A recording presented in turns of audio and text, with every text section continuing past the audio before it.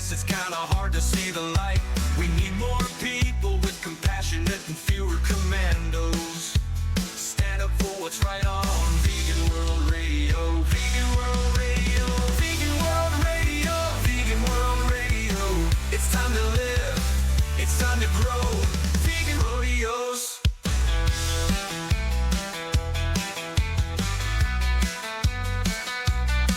Standing up for animals is a different kind of fight. When corporations keep the truth far from our sight, but the ones who see the truth can't ever let it go. The truth is alive on Vegan World Radio. Vegan World Radio. Vegan World Radio. It's time to live. It's time to grow. Vegan World Radio.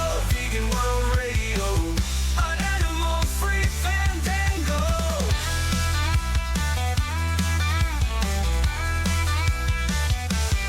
Climate chaos, a dogging planetary plight. Temperatures reaching annual record heights. If the world ends tomorrow, I'll see you in the afterglow. The postmortem's live on Vegan World Radio. Vegan World Radio. Vegan World Radio. It's time to live. It's time to grow. Vegan World Radio. The One Health message in stereo.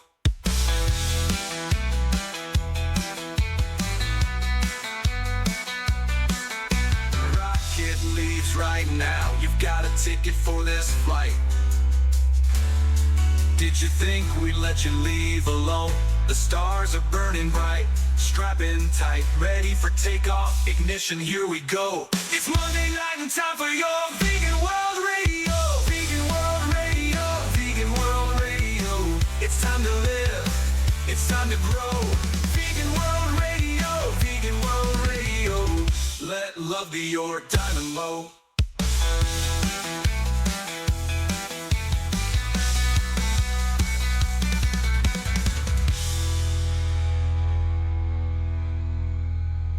It's Monday night, and you're listening to Vegan World Radio, broadcasting on 90.1 KPFT in Houston and streaming live at kpft.org.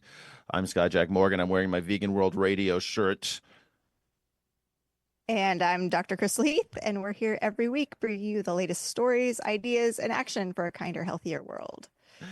Is that what we're saying now? Yeah, I mean, I'm stoked because my Vegan World Radio shirt, I donated $100 to the station. I know that stations are having a hard time. Public radio's under fire, Crystal, and we need our listeners to support. Who would maybe donate $100 and get this rad T-shirt that I'm wearing. Well, we're never going to keep public radio alive with just vegans, so we have to bring in the non-vegans too and welcome them to our radio show as well. I welcome all non-vegans to listen.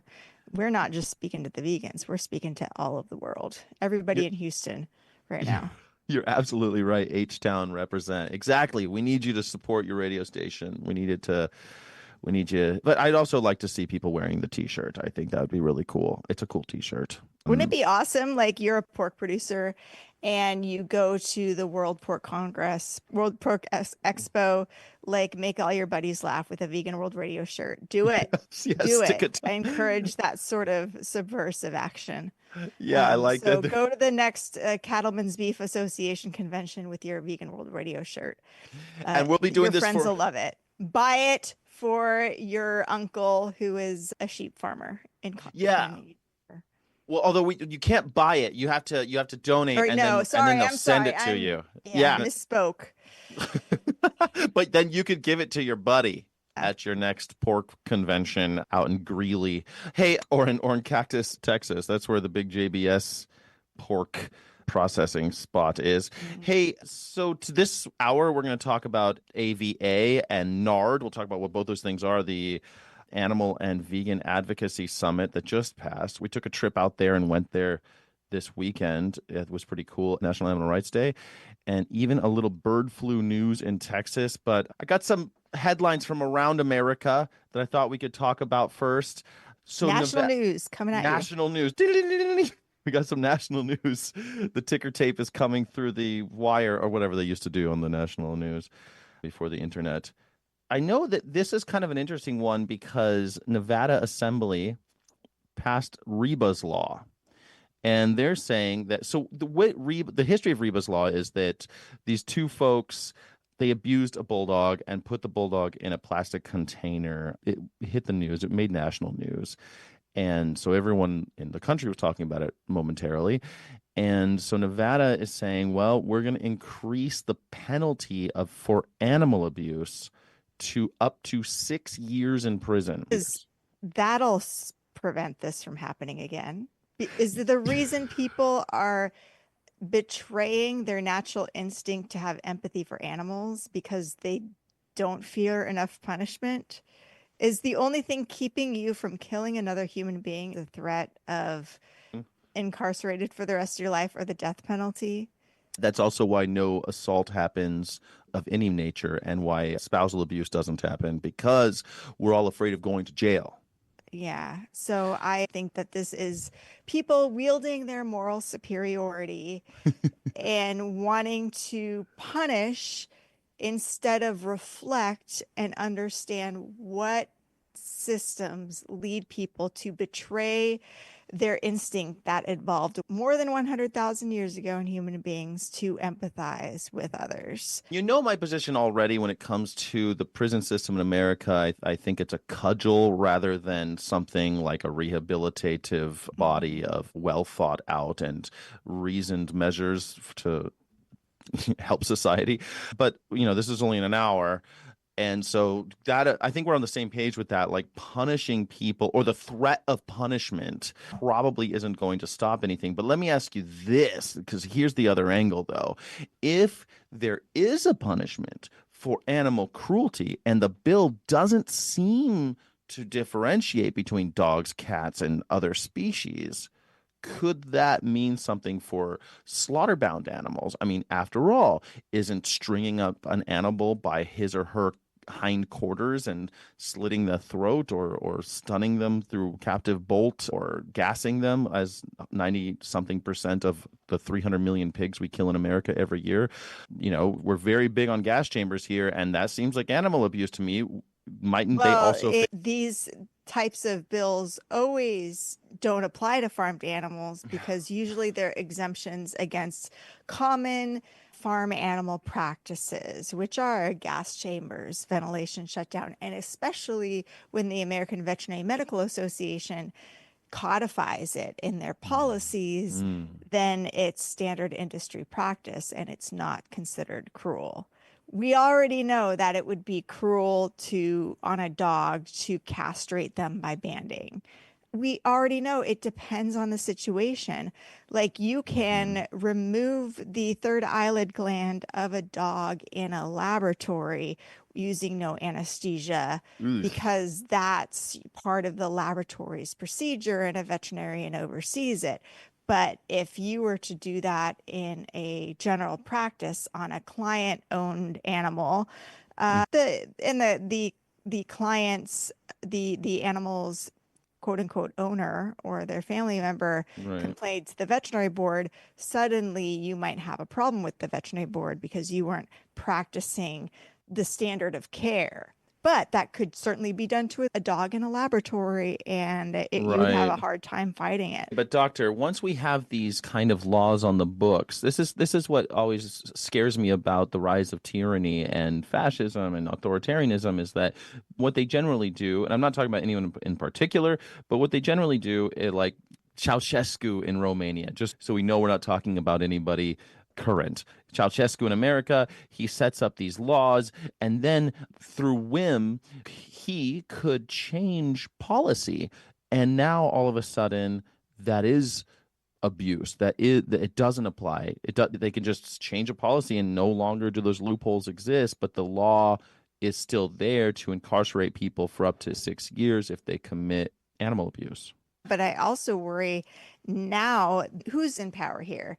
It's not just one person, it's the corporations. Yes. And it will always be the corporations. The corporations will make sure that the only people who rise to power are those who will protect their interests. They have the money and the resources to ensure if somebody does get into power that they will not allow them. And if they do, that person, you can be sure that person will be assassinated.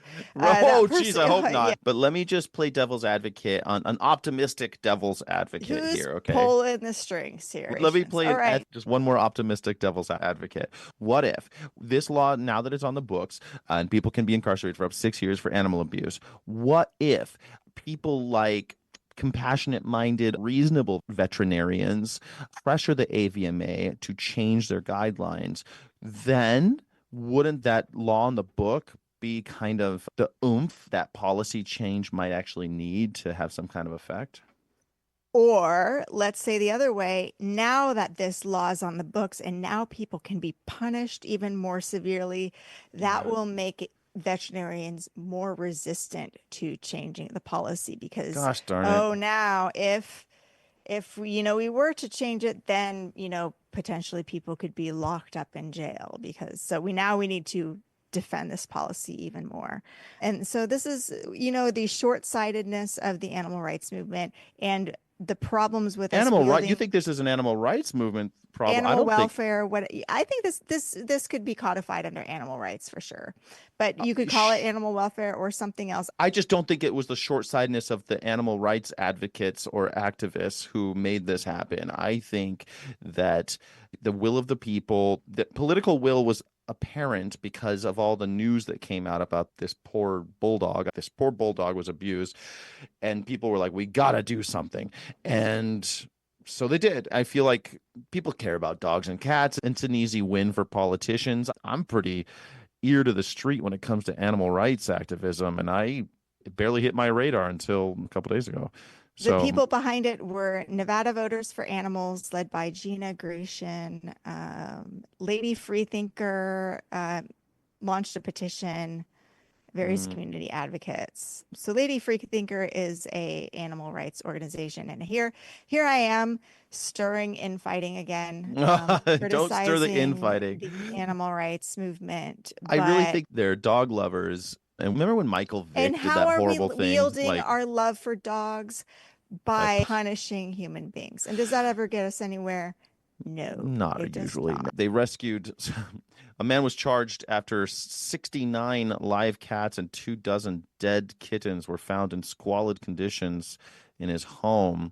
And it was rare because it's very rare that a man is a hoarder. When it comes to animal abuse, men outpace women by numbers that are ridiculous, like 80-90% usually. 80-90% more men than women do any number of horrible things against animals, except hoarding. Hoarding is the opposite. It's a mirror opposite. Far more women hoard than men. And here we have a man, he had kittens in his freezer. It was a gruesome thing. And I don't know. It's one of those things that hit my radar, and I'm thinking again, same thing. What are we supposed to do? Are we supposed to put this guy in jail forever? What's the plan here? Because they do these things where they charge, especially hoarders. It's like a 90-something% recidivism. They always go back and do it again. So how do we break that cycle? It's not going to be jail time. Clearly, like they're mentally ill here. Yeah. But this is again, like we always want to make ourselves feel like we're doing something for the animals. And we're like, if we punish somebody, it feels like we have some moral progress that's happening, just like passing that law. It's like, oh, progress is happening because we're punishing people more. I know a lot of animal lawyers are trying to pass laws so that they could sue veterinarians for more than just the value of the animal. True, it feels right? like there's some progress being made here. We're allowed to do that. And suddenly, if something happens to your animal who's a family member and Well, you it's can worse than sue for more that. money, Crystal, it's more than that. It's like mental anguish of a yeah. animal patient if I thought that was very strange. Yeah, that's something I hadn't really considered in the context of this story. But yes, I mean, suing Loss of companionship to be able to sue for that. But then what does that get us? It gets us veterinarians now practice cover your ass medicine where they're going to make you do even more diagnostics. That's going to cost you more money. It's going to enrich the local companies. They're going to have to pay more for malpractice insurance because, doctors sometimes pay hundreds of thousands of dollars a year in malpractice insurance. And does it help animals though? how will that help animals? I understand everything you're saying. Like, it'll drive up the price. To me, I think it's just very obvious. It'll drive up the price of veterinary care, which is already too expensive because of other things going on in the world. If it actually had an obvious helpfulness when it came to, if it obviously helped animals, I wouldn't care that it raised the price. But I don't see that. I don't see a clear, oh, well, this helps animals thing. And people keep talking about this where mental anguish of the animal and mental anguish of the human companion and being able to sue for both of those seems, I don't know, that seems like I don't see how that helps anybody. I don't think nobody wants to harm animals or humans unless you're mentally ill. And We have punishing them isn't going to be a deterrent, I don't think. If there's any evidence to show that you're going to get higher quality medicine if you can sue people for more money, if there's a bad outcome, like show me that evidence, but there's no evidence that that's true. If anything, the alternate is true. You're going to get lower quality medicine. You're going to have a harder time seeing the veterinarian because there'll be fewer vets because more will leave clinical practice. I don't see how this helps anyone. Punishment in general doesn't help. We have to instead fix the system. Like, let's fix mental illness. Let's fix all of these things that lead to animal fix harm. mental illness. I mean, I don't know how we fix. I mean, certainly we need. I think everyone, any reasonable human being now agrees that we need some kind of. Think of all the resources that go into Right. charging, punishing, incarcerating people.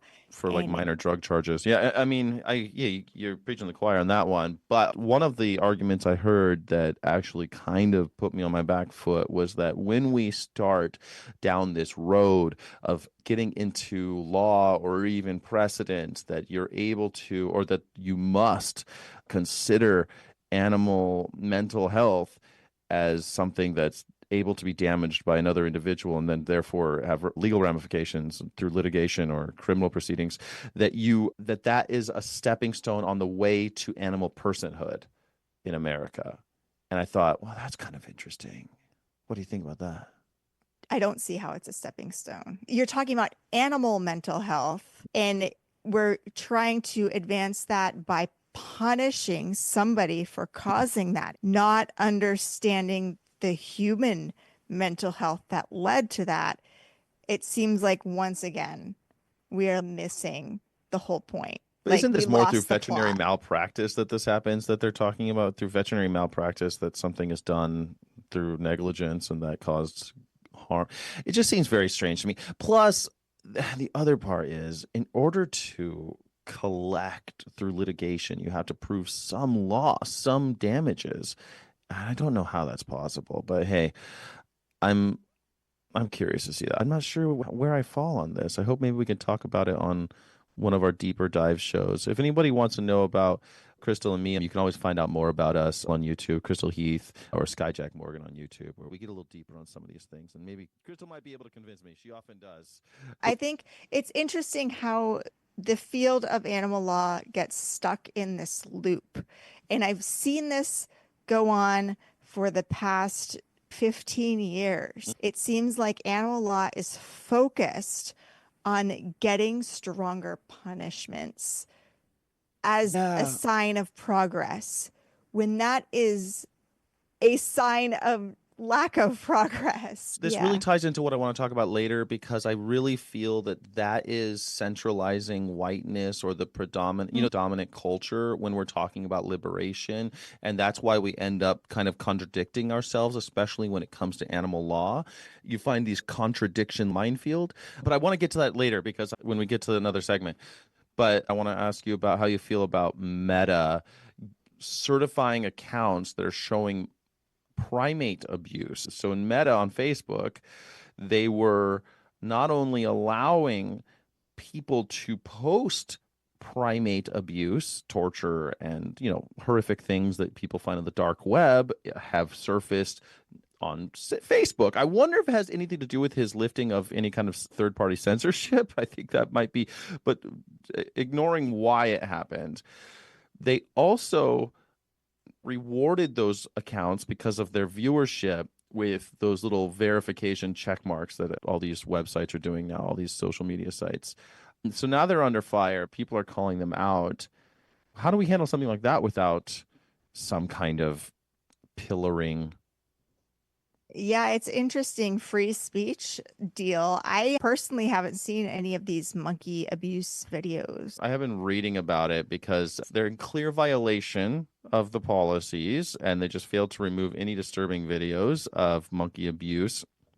But Social Media Animal Cruelty Coalition, SMAC, has been investigating that and seeing how one video entitled Baby Learns to Swim shows a baby macaque, which is a common monkey they do tests on. You can buy one for, I think, a few $1,000s. It shows a baby macaque being forcibly submerged in water who is struggling and at risk of drowning and resubmerging the animal over and over again. I'm worried. I think I might have seen one of these videos and thought it was a natural event that was happening. Do people view these and think, oh my God, this monkey is being tortured? I don't think they're confused because if you look at some of these pages have hundreds of thousands of followers, Some people and a lot of the encouraging comments, physical abuse, saying yeah, squeeze it long. Yeah. that was the one I was reading too. Squeeze it Yeah. longer and harder until its eyes pop out. Yeah.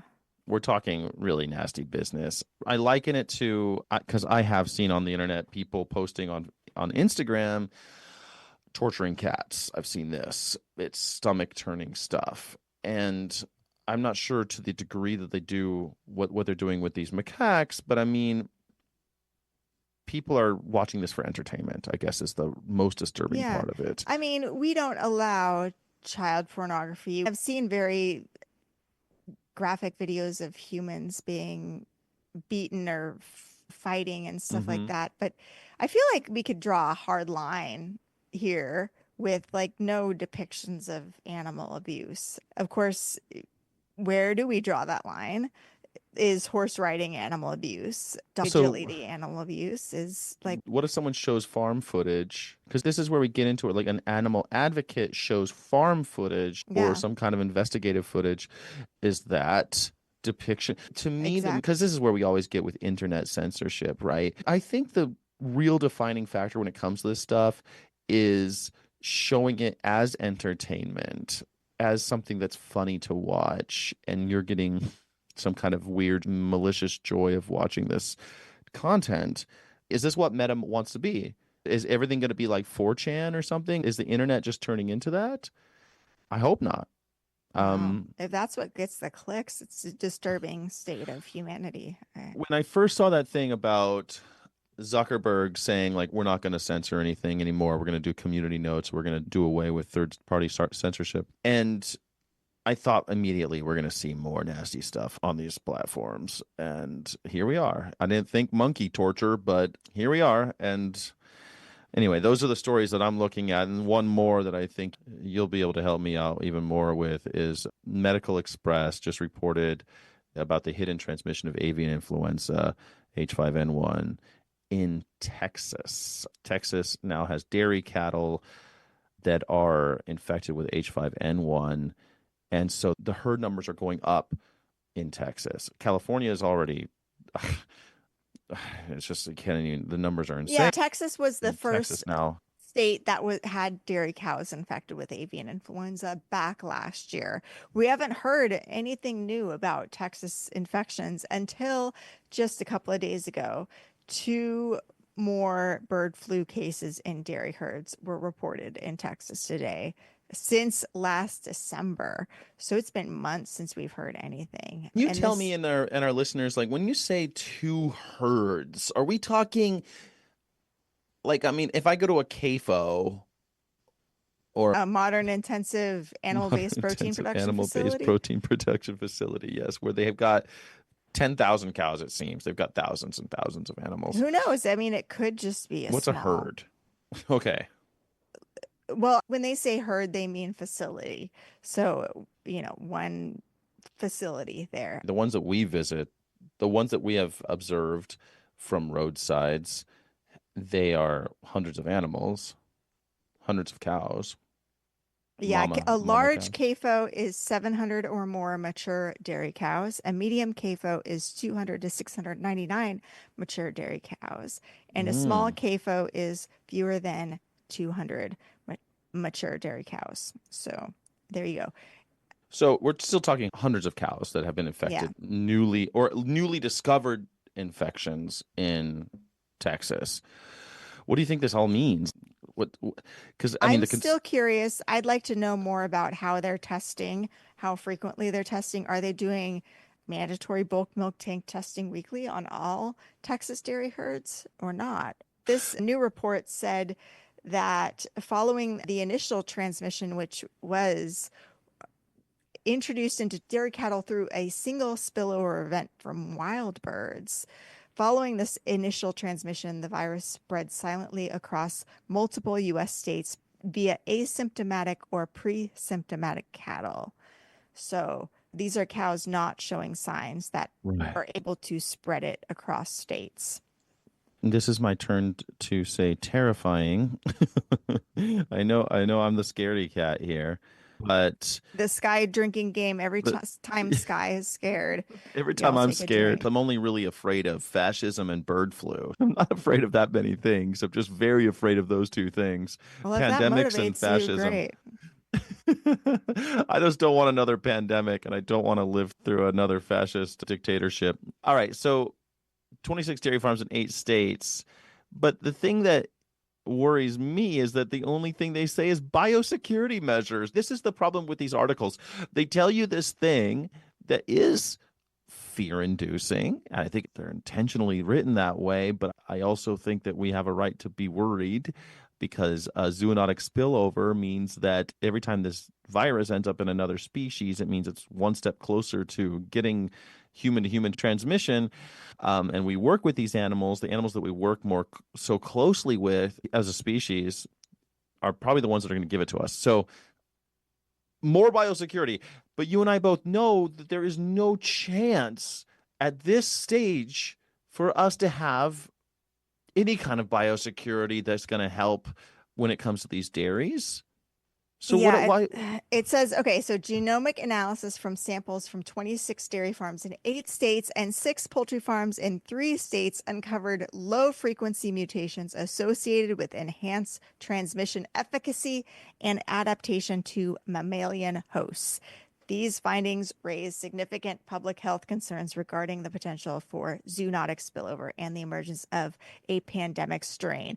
Finishes by saying the study underscores the necessity for enhanced surveillance and biosecurity measures in the livestock industry to mitigate the risks posed by such cross-species transmissions. But if you've ever been to a dairy, how on Yeah, earth are it's they going ridiculous. to make this more biosecure here? You have inherently the business model is trucks going in and out, multiple trucks going in and out every day. You have wild birds feasting on the cow feed, pooping everywhere. You have Standing bodies hay, of water. Yeah, yeah, I mean, yeah, cows peeing in bodies of water that other cows are drinking. There is no biosecurity with this method of protein production that relies on dairy cows. They always say that it sounds good, but when you actually look at it, you realize we are trying to solve a problem that shouldn't exist in the yes. first place. Yeah, I loved it. I love what you said. There was this thing that you sent me about. It was like when a veterinarian's called to handle a or to execute a depopulation, should you A, B, or C? And the C was tell them you didn't take an oath to clean up late stage capitalist Yes. messes. This This is is a our late stage capitalist mess. Yeah, this is our Nathan Fielder idea for how to bring more veterinarians into alignment with animal rights. And this is to create a separate NAVLI, which is our veterinary board, North American Veterinary Licensing Examination Board. We were going to make a NAVLI test prep that would have these sorts of questions to So I could just see that in like a Aaron Sorkin film or something. I didn't take an oath to clean up late stage capitalist messes. That sounds like something House would say in that show about exactly. the doctor. Yeah. I I mean, didn't go to vet school for yes. 4 years and spend $300,000 to clean up late stage capitalism. Yeah, that Like, wasn't what I signed up for. Okay, so I do want to mention we're at kpft.org streaming right now. And if you missed the beginning of the show, you could check us out there. You can get the replay there. Plus, you could give money to listener supported radio, and they'll send you a Vegan World Radio t shirt if you just click that little thing saying that's what you want. My name's Skyjack Morgan. That's Dr. Crystal Heath. This is Vegan World Radio. The last thing I wanted to ask you about this bird flu stuff, this ongoing problem, is the last thing I saw was they're stressing the need for testing cattle before interstate movement and a national milk testing strategy. What do you think about that? Is that feasible? Will that solve the problem? it's interesting. We already have the national milk testing strategy ongoing with the USDA, but the Doge fired a bunch of the USDA employees. I wonder how that's going. I don't know how you fire scientists, doctors, vets, and just inspectors and then say we need more inspection. I used to run the casinos and the beverage operations with hundreds of them. I couldn't expect to fire all of my cocktail servers and then think that drinks are somehow going to end up at those tables. It would be an unreasonable expectation. So I don't know what they... As of early May 2025, over 15,000 USDA employees, approximately 15% of the department's total workforce, accepted voluntary buyouts or early retirement offers as part of a federal downsizing initiative. So you're saying that I don't want to put words in your mouth. Do you think this is a feasible solution to this bird flu problem with Texas herds, that we need to just test all of the cows crossing state lines, which there's so many cows crossing state lines, and all of the milk? We need to test more milk and we need to test more cows. Is that feasible? I All mean, things being equal? it might be feasible. I think the industry should pay for it. I mean, right now, Oh, yeah, good point. 73% of dairy revenues come from some form of subsidy. I would like to see those subsidies redirected to support cow-free methods of protein production. Right now, That we makes can sense. make cow's milk without cows using precision fermentation. Sure, Good we have point. spent the last 50 years and billions of dollars to do research into increasing the production efficiency of dairy cows. So now dairy cows make way more milk than nature ever intended. Our dairy cows in the United States here make more milk than any cow anywhere in the world. The If history of the we world. invested all of that research into accelerating the production efficiency of precision fermentation for cow-free milk production, we would be so much better ahead. I just, we recently attended like a business sort of a strategy thing for organizations to increase their own productivity, efficiency, and all of those things, organizational efficiency, and talking about ideas and how we come up with ideas and implement them. And it's like, what are the unintended consequences? And it's like, if we could take all the resources we are currently spending on cow-based methods of protein production, and we sat in a boardroom and we're like, what is our goal here? Say you're the executives at Fairlife. What is your mission as this company? Is your mission to maximize profits by providing people with protein? Or is your mission to maximize profits by providing people with protein produced via cows? Mm-hmm. And All right, let me ask you. I love this, but I don't think we actually have to go through the trouble of reallocating and reappropriating and reallocating the subsidies. If we just cut the subsidies and the price of dairy went crazy, that's the mother of invention right there. If people really decided it's so expensive, but we still need that, which you and I both know that it's mostly the propaganda of these corporations that keep people wanting milk, and also centralizing whiteness, since most BIPOC are lactose intolerant. But the fact that they're pushing this on us, if we just stopped funding them, someone would come up very quickly with some alternative non-cow produced milk. Well, it's already on the shelves. It's already on the Cow shelves. milk, That's true. already on the shelves.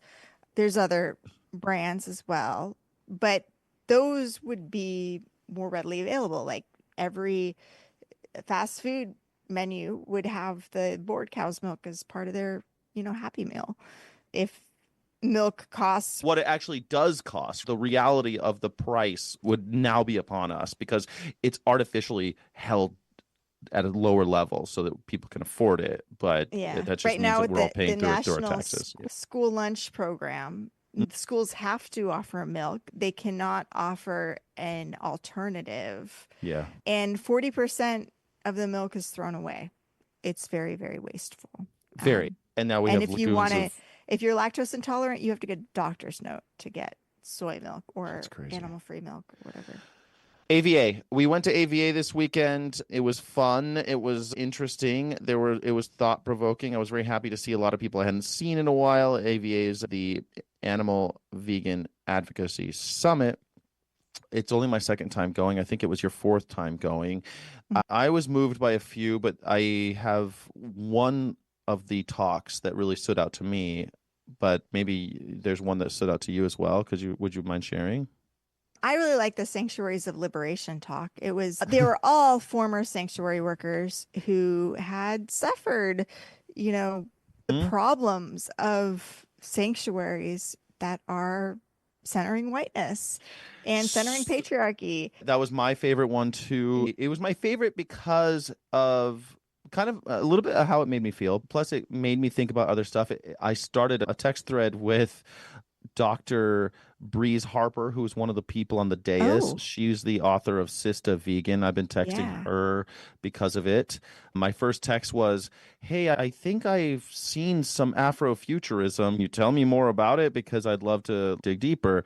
And she was giving me reading recommendations, and it was really cool. I went to my friend who runs a sanctuary, and he's a white guy. I'm like, well, how are you decentralizing whiteness and sanctuaries?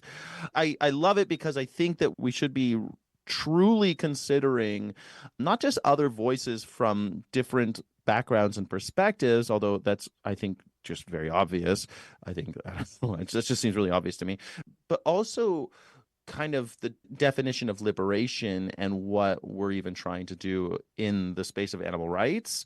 We're trying to eliminate hierarchies. We're trying to change the world in ways that are far more profound than just trying to get cows fed. So I was talking with Dr. Breeze Harper, and I was talking with ChatGPT. Those are my sources right now. Those are the two avenues I'm kind of going down. A lot of the recommendations, like support and collaborate with BIPOC-led sanctuaries and groups, those seemed obvious. Reframe the narrative. This one is something that another person, when they said white veganism, I was like, well, can you define it? And they said, well, putting things in the idea of clean eating or be kind without interrogating power, or guilt-free, that these terms come with classist and racist undertones. I'm not totally sure how all of them do that, but I'd like to know. I think being kind without interrogating power was the one that really spoke to me, because this is supposed to be, animal rights is supposed to be a kind of revolutionary thought process, and just saying be kind ain't that. I wonder what they mean by that, because I do feel like at the AVA, there is just this professionalism. It was very white tone to the entire conference. Like, that's not to say that there were more white. It wasn't like it was all white people, but I get what you mean. Yeah. You have these panels, these talks. I felt, you couldn't really yell and scream and be angry. And there are some things to be really angry about, but you also feel like, who controls the funding here? It is white men who control the majority of funding in the animal rights movement. And there are things you want to be angry about, but if you yell and scream, you're going to be viewed as unprofessional. Well, those are the people who also have the privilege to own sanctuaries. And this is where I Exactly. get into where I'm going, okay, well, how do we disrupt that? To me, it really is kind of where I go with my YouTube channel. I want to talk about critical thinking and different perspectives Mhm. and tearing down some of these old hierarchical structures. And some of that is, I think when you do that, you end up at veganism. You end up there. You have to be careful of tokenism was one of the things because the aesthetic norms. But so Mhm. the one I really liked was Sista Vegan is on my reading list now. I really need to go check that out. Another book that keeps on coming up is Zoological Witchcraft, which I am reluctant to Mm. read, but I think I will. Just challenge my whiteness. I struggle. Mhm. Okay, so some of the stuff that bothers me as a white dude, and so just Mhm. bear with me because also one of the recommendations is to make mistakes, unlearn. You need to be Yeah. willing to be uncomfortable. You need to be willing to unlearn over and over again. Dr. Harper was that some of this sounds like appropriation at the end of the day. Like if a white person tries to implement some of the things we're talking about, it sounds like cultural appropriation. And so now Mhm. you're still running a risk. Well, that's where you get used to being uncomfortable, white people. So it's a little bit of a pill to swallow, though. And so because I'm trying to treat everyone with grace, I kind of want to expect a little grace as well. So the first thing that was kind of a stumbling block for me is this term whiteness as a pejorative. Now, I get what it means, but there are other terms that I thought spoke more directly to what it is without bringing up skin color. And so let me see if any of these resonate with you. Okay. One is the easy one, dominant culture. We need to change the dominant culture within the animal rights movement. Dominant culture. Yeah, I guess. Yeah, okay. Mainstream norms.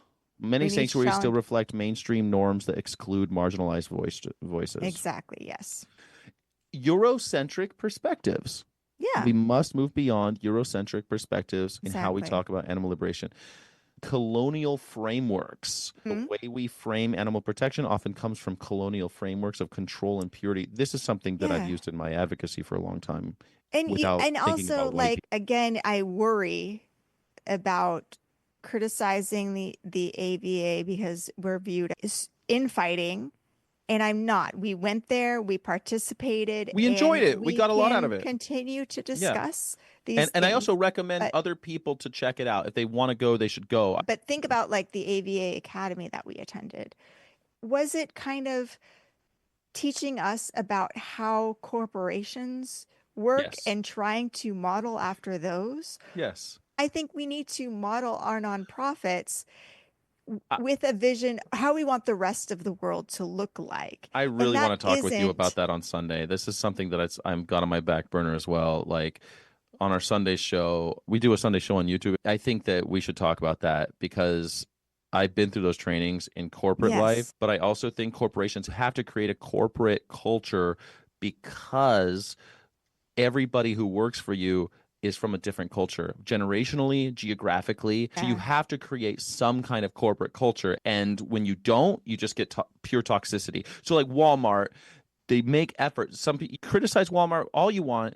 They have to have some effort of some kind of culture, or else the person who is a millennial can't work with the guy who is from the greatest. They got people who are like 90 years old working at Walmart. Those people still have to work together, but they're from entirely different cultural backgrounds.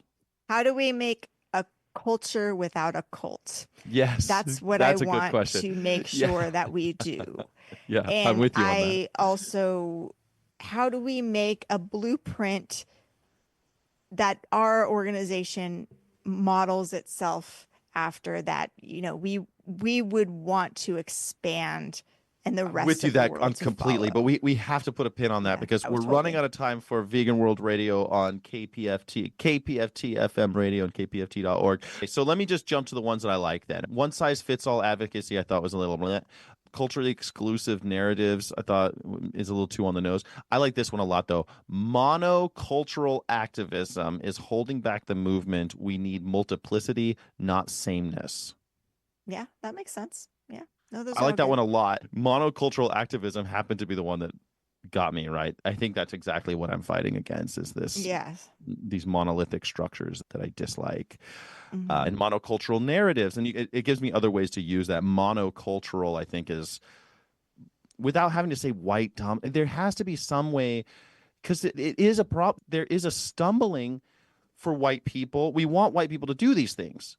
It's like, how do we encourage them to do that if we just wag a finger at them and we say whiteness is bad, and we don't really mean your skin color? It's like, Is well, that it sounds sort of like like you do. saying meat eating is bad or carnism is bad? Does that Maybe. put people on the defensive? Yeah, Might we be it doing could. the same thing, which maybe isn't as effective as a way of bringing people into your belief system? I know that I'm a pretty open-minded guy, and even me, I feel like it was like a little bit, oof, that doesn't sound right. I'm a guy who's caring about these issues, looking to do better. I'm the one who showed up at this talk, and I feel a little insulted, which is okay. I'm okay for a little insult. A few insults is fine.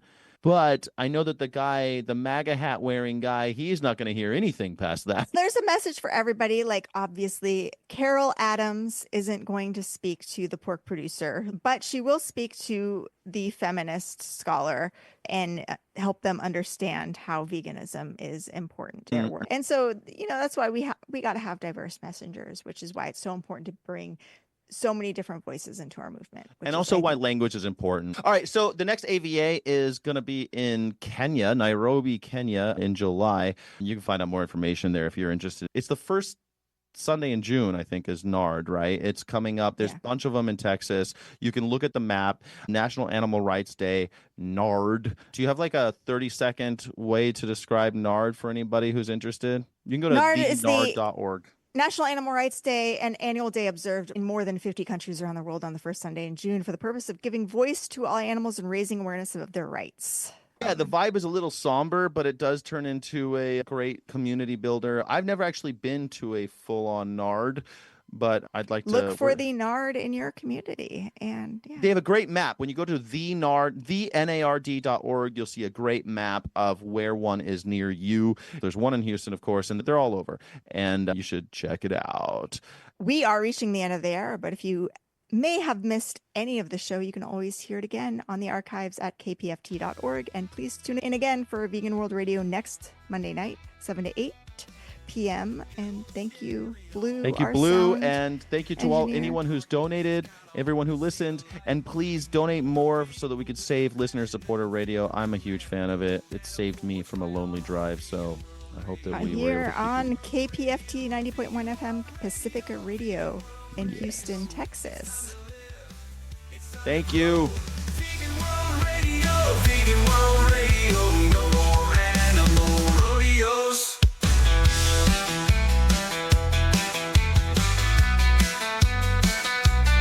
Standing up for animals is a different kind of fight. When corporations keep the truth far from our sight, but the ones who see the truth can't ever let it go. The truth is alive on Vegan World Radio. Vegan World Radio, Vegan World Radio. It's time to live, it's time to grow. Vegan World Radio, Vegan World Radio. An animal-free fandango.